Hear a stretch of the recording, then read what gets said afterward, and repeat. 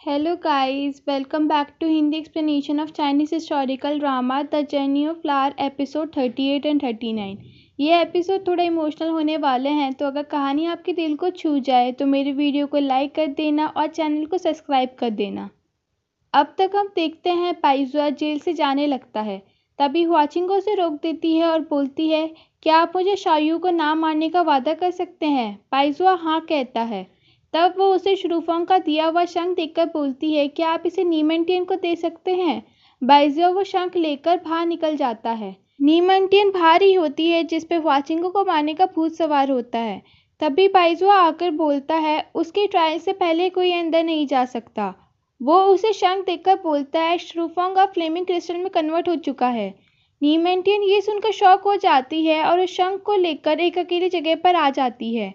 उस शंख में से शुरूफोंग का इल्यूजन निकलता है जो उससे बोलता है, मैंने हमेशा तुमसे सख्ती से बात की क्योंकि मुझे लगता था वरना जिस दिन अलविदा कहने का दिन आएगा मुझे बहुत बुरा लगेगा, पर देखो तो ज़रा, मुझे अब भी बहुत बुरा लग रहा है। लेकिन ऑनरेबल सुपीरियर और अपने भाग्य के लिए मुझे तुम्हें अलविदा कहना ही पड़ेगा। हुआचिंग ने तुम्हारे पिता को नहीं मारा, उसे ब्लेम मत करना। अगर भाग्य में अगले जन्म में मिलना लिखा तो मैं तुम्हें कभी छोड़ के नहीं जाऊंगा। फिर वो गायब हो जाता है। नीमंटियन उसके साथ सभी यादों को याद करती है और रोने लगती है। प्रिजन में शायू हुआचिंग से बोलता है, हम यहाँ से भाग क्यों नहीं जाते? वो बोलती है वो अपने टीचर की सज़ा लेने को तैयार है और अगर वो यहाँ से भाग भी जाए तो भी वो कभी खुश नहीं रह पाएगी। हुआचिंग शायू को अपना ख्याल रखने को बोलती है और कहती है जब तक वो और टंगबो अच्छे से जिए उसे कोई अफसोस नहीं होगा। दूसरी तरफ पाइजुआ हॉल ऑफ इमोशनलेस में होता है और सोचता है, टीचर आपका बताया हुआ भाग्य संकट आखिर में आ ही चुका है। मुझे नहीं पता मेरा फैसला सही है या गलत।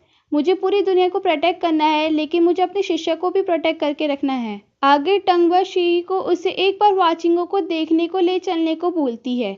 सी उसे मना नहीं कर पाता और प्रिजन में लेकर आ जाता है। वो दोनों हुआचिंग को वहां से भाग जाने को बोलते हैं पर वो मना कर देती है। रात को शैंग बाइजुआ से बोलता है, क्या तुम सच में उसे ऐसी पनिशमेंट देना चाहते हो? तुम दोनों टीचर डिसाइपल एक जैसे हो, एक कुछ बता नहीं रहा और दूसरा अंत तक जानने में लगा हुआ है। बाइजुआ बोलता है, सही सही होता है, गलत गलत, उसने गलती की है तो उसकी सजा भी मिलेगी। शैंग बोलता है, ठीक है, मैं भी देखता हूँ तुम कब तक जिद पर अड़े रहोगे।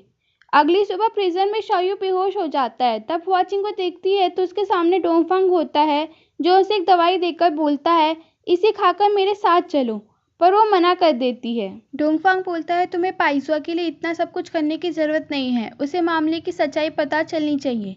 हुआचिंग को बोलती है, उनके लिए चीज़ें मुश्किल बनाने से अच्छा है तो मुझे ही ब्लेम कर लें। डोंगफांग कहता है, तुम्हें एहसास भी है कि तुम्हारा उसके लिए प्यार कितना गहरा है?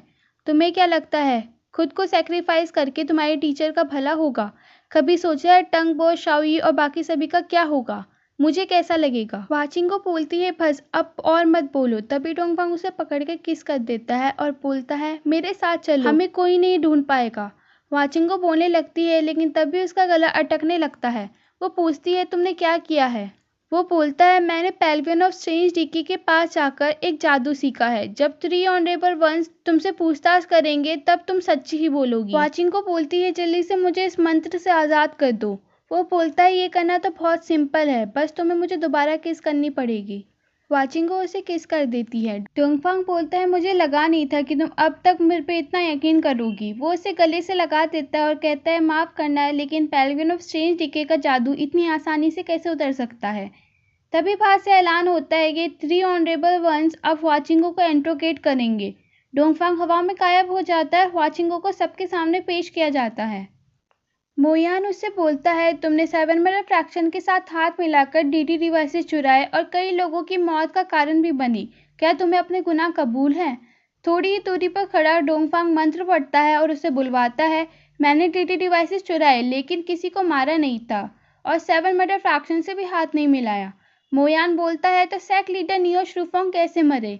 डोंगफांग दोबारा उससे बोलने को कहता है कि उसने सैक लीडर नी को नहीं मारा, वो कस्टोडियन ऑफ लॉ थे और शुरूफोंग ने जो किया अपनी इच्छा से किया। शैंग बोलता है, तो तुमने डीटी डिवाइसेस चुराने के लिए फॉरबिडन टेक्निक कहाँ से सीखी और ग्रेट डेजोलेट एनर्जी फोर्स कैसे खोला? डोंगफांग दोबारा जादू करने लगता है लेकिन इस बार हुआचिंग से रोक कर बोल देती है, सब मेरी ही गलती है, आप लोग मुझे पनिश कर सकते हैं। शैंग बोलता है ये सब करने के पीछे एक बार तुमने चैंग लियो और अपने टीचर के बारे में तो सोच लिया होता। तुम्हारी सजा ये है कि तुम्हें चैंग लियो से बाहर निकाल दिया जाता है और इमॉर्टल टू डेथ पनिशमेंट के तहत तुम्हारे शरीर में 81 कीलें घुसाई जाएंगी। डिसाइपल्स ऑनरेबल सुपीरियर्स के पास आकर रिक्वेस्ट करने लगते हैं कि कुछ ही कीलों का अंजाम बहुत भयानक होगा, तो 81 कीलों पर तो वो मर ही जाएगी, उसे एक और मौका दिया जाए चेंज होने का। यूनिंग भी वहां आकर बोलता है ये हमारे सेक लीडर है, केवल तुम्हारे कहने पर ये मर कैसे सकती हैं। आज अगर पूरा माउंट जू भी बर्बाद हो जाए तब भी वो उन्हें चांगलियो को नहीं सौंपेंगे। वाचिंगो सेक लीडर का टेंपल फेदर उसकी तरफ फेंक देती है और बोलती है आज से तुम माउंट जू के सेक लीडर हो, मैं अपनी पनिशमेंट लेने को तैयार हूँ। फिर वो बोलती है मेरी एक रिक्वेस्ट है कि अगर मैं मर भी जाऊँ तो भी मुझे चांगलियो से ना निकाला जाए। बाइजुआ दोबारा पूछता है तुमने डीटी डिवाइसेस चुराकर ग्रेट डेजोलेट एनर्जी फोर्स क्यों खोला। डोंगफांग को मौका मिल जाता है और वो उस पर दोबारा जादू करने लगता है और वाचिंगो को ये बोलने को कहता है तुम्हारे जहर उतारने के लिए, पर वाचिंगो अपनी टंग को बाइट करने लगती है ताकि वो ये ना बोल सके। यहाँ तक उसके मुंह से खून भी निकलने लगता है। बाइजुआ उसे देखकर समझ जाता है कि उस पर लॉर्ड ऑफ स्ट्रेंज डिग्री का जादू हुआ है। वाचिंगो डोंगफांग को रुक जाने को बोलती है वरना उसके मरने का कारण वो होगा। उस पर कोई और चारा नहीं होता और उसे रुकना पड़ता है। बाइजुआ बोलता है अगर वो यही चाहती है तो उसका चैंगलियो के डिसाइपल होने वाला स्टेटस अब भी रखा जाए। वो पनिशमेंट स्टार्ट करने को बोलता है, तभी वहाँ 7 मर्डर फैक्शन वाले आ जाते हैं और चैंगलियो के लोगों को मारने लगते हैं। बाइजू और साचिन्मो को रोकने चला जाता है, पर जब फाइट बहुत कॉम्प्लिकेटेड हो जाती है तो कस्टोडियन ऑफ लॉ साचिन्मो को बेहोश करके अपने साथ वापस ले जाता है। उसके बाद मोयान पनिशमेंट शुरू करने को बोलता है और उसे पिलर से बांध देता है। फिर वो कीले निकालता है और उसे वाचिंगो के शरीर में घुसाने लगता है। ये देखकर सभी लोग रोने लगते हैं। उसका शरीर कीलों से छल्ली हो जाता है और उसका बहुत खून बहने लगता है। जब बाइजुआ से और नहीं सहा जाता तो वो मोयान को रुक जाने को बोलता है और वाचिंगो को पिलर से आजाद कर देता है। वो बोलता है ये मेरी डिसाइपल है, इसे मैं पर्सनली पनिश करूंगा। वो सॉर्ड ऑफ एब्सटेंट थॉट लेकर वाचिंगो के पास जाता है। वाचिंगो उसे सॉर्ड ऑफ एब्सटेंट थॉट से ना मारने को बोलती है क्योंकि वो तलवार उसी ने उसे दी थी और उसके साथ उसकी बहुत अच्छी यादें और उम्मीदें जुड़ी हुई थी, पर बाइजुआ नहीं मानता। सॉर्ड ऑफ एब्सटेंट थॉट भी वाचिंगो पे हमला नहीं करना चाहती थी, लेकिन बाइजुआ उसे कई तलवारों में डिवाइड कर देता है और वाचिंगो के शरीर में घुसा देता है, जिससे उसकी जान तो बच जाती है लेकिन अब वो अपंग बन जाती है। बाइजुआ उसे दोबारा प्रिजन में डाल देने को बोलता है और कहता है मेरी परमिशन के बिना कोई इसे नहीं मिलेगा। उसको वहां से भेज देने के बाद वो बाकी सभी से बोलता है वाचिंगो ने डीटीटी से चुराने का जो गुनाह किया था ये उसकी सजा थी। अच्छा ही हुआ जो दुनिया को कोई खतरा नहीं हुआ। अगर 7 मर्डर फैक्शन वाले सच्चाई की राह पर आना चाहे तो हम उन्हें भी एक मौका देंगे, तो क्या हम वाचिंगो को सुधरने का एक मौका नहीं दे सकते। वो अभी भी छोटी है। उसके गुरु होने के नाते गलती मेरी भी है क्योंकि उसकी पूरी रिस्पॉन्सिबिलिटी मैंने ली थी, इसलिए बाकी की बची हुई 61 कीले मैं अपने शरीर पर लूँगा। सब उसे ऐसा करने से मना करते हैं लेकिन वो नहीं मानता और सारी कीलें अपने शरीर में घुसा देता है। अगली सीन में शैंग बाइजुआ के शरीर से सारी कीलें निकालता है और बोलता है वाचिंगो के लिए तुमने 1000 साल की कल्टीवेशन बर्बाद कर दी है। अब अगर 7 मर्डर फैक्शन वालों ने चैंगलियो में हमला किया और तुम इन्हें रोक नहीं पाए तो गलती किसकी होगी। बाइजुआ बोलता है शुरुआत से ही सारी गलती मेरी थी, मुझे वाचिंगो को अपना डिसाइपल लेना ही नहीं चाहिए था, मेरी वजह से उसको कितना सहना पड़ा। अगली सीन में सारे डिसाइपल मोयान के पास आकर उन्हें वाचिंगो के पास दवाई लगाने को जाने देने की परमिशन मांगने आते हैं, पर वो मना कर देता है और सीई को टंगबो के साथ रहने के लिए डांटता है। पर सीई बोलता है अगर उसे चैंगलियो भी छोड़ना पड़े तो भी वो टंगबो का साथ नहीं छोड़ेगा। मोयान को इससे बहुत गुस्सा आ जाता है और वो उसे सजा देता है। नीमेंटियन डोंगफांग के पास आकर बोलती है मैं चाहती हूँ तुम मुझे चैंगलियो के प्रिजन में जाने के लिए मदद करो ताकि मैं वाचिंगो को मार सकूँ, और बदले में तुम्हें जो चाहिए मैं तुम्हें वो दे दूंगी। डोंगफांग बोलता है मैं वाचिंगो के खिलाफ कोई सौदा नहीं करूंगा। नीमेंटियन बोलती है तुम लॉर्ड ऑफ स्ट्रेंज डी के हो, या तुम्हारा पैलवियन हमेशा सौदे के लिए काम नहीं करता। डोंगफांग भी उसे वही बोलता है कि सेक लीडर नी और श्रूफोंग को वाचिंगो ने नहीं मारा, ऊपर से वो पहले ही इतनी बड़ी सजा भुगत चुकी है, तो अब भी नीमेंटियन संतुष्ट क्यों नहीं है। वो बोलती है उसकी वजह से मेरी जिंदगी के सबसे इम्पोर्टेंट इंसान मरे गए हैं, वो उसे इतनी आसानी से कैसे छोड़ सकती। वो बोलती है भले ही तुम मेरी मदद मत करो, मैं खुद ही कोई तरीका ढूंढ निकालूंगी। अगली सीन में वाचिंगो अब भी प्रिजन में बेहोश होती है और उसके शरीर से खून बह रहा होता है, तब पाइज़ो उसके पास आता है और उसे अपनी बाहों में लेकर बोलता है, सारी गलती मेरी ही। अगर कुछ चीज़ शुरुआत से ही गलत होने को बनी हो तो उसे सही करने की कोई तरीका नहीं होता। मैंने खुद तुम्हें चोट पहुंचाई क्योंकि मैं चाहता हूं तुम मुझसे नफरत करो। जितना तुम मुझसे नफरत करोगी उतना ही खुश रह पाओगी। फिर वो उसकी बॉडी में पावर ट्रांसफर करके उसके घाव ठीक करता है। जब वो हॉल ऑफ इमोशनलेस में वापस आ जाता है तो शैंक उसे सॉर्ट ऑफ एब्स्ट्रेक्ट थॉट लाकर देता है। बाइजुआ बोलता है, फेंक दो इसे। शैंक बोलता है, ये तुम्हें हमारे गुरु ने दी थी, ऊपर से इसकी ऑनर वाचिंगो है, तो तुम कैसे डिसाइड कर सकते हो कि इसे रखना है या फेंकना है। सी टंगबो को सबसे छिपाकर वाचिंगो से मिलने लाता है। वो उसे दवाई देती है तो वाचिंगो बोलती है, इसका मुझ पर कोई असर नहीं होगा क्योंकि कहीं चोट लगी है तो वह मेरा दिल। फिर वो अपनी टेम्पल बेल ढूंढने लगती है। टंगबो उसे टेम्पल बेल देती है तो वो उसे अपने पास कस के पकड़ देती है। आगे नीमेंटियन 3 लाइफ पूल का पानी लेकर मोयान के पास जाकर वाचिंगो और पाइजुआ के बारे में बताने लगती है, लेकिन कुछ बोल नहीं पाती।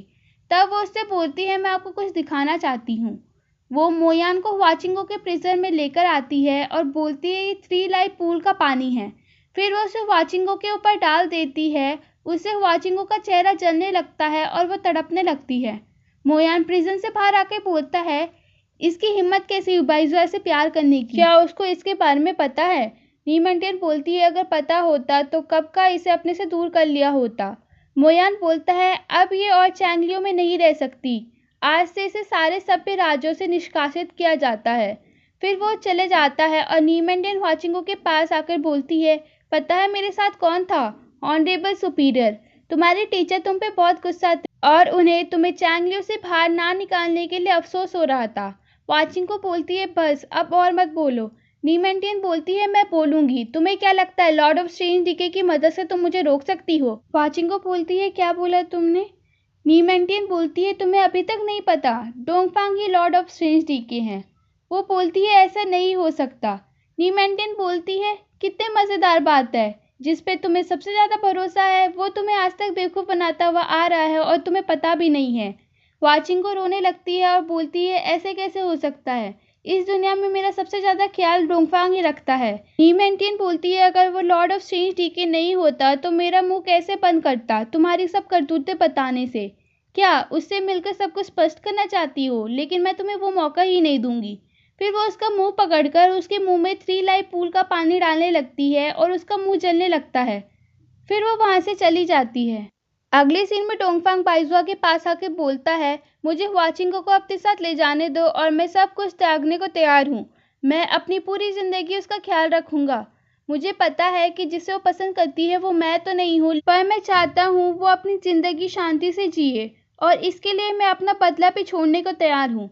बाइजुआ बोलता है, जो कुछ भी बोलना है तुम वाचिंगो के सामने बोलना। वो दोनों प्रिजन में आ जाते हैं तो वहाँ वाचिंगो होती ही नहीं है। अगले दिन मोयान चैंगलियों में ऐलान करता है कि कल रात साचिन मो यहाँ आकर वाचिंगो को जेल से भगा ले गया। और यहीं पे एपिसोड 38 और 39 खत्म हो जाता है।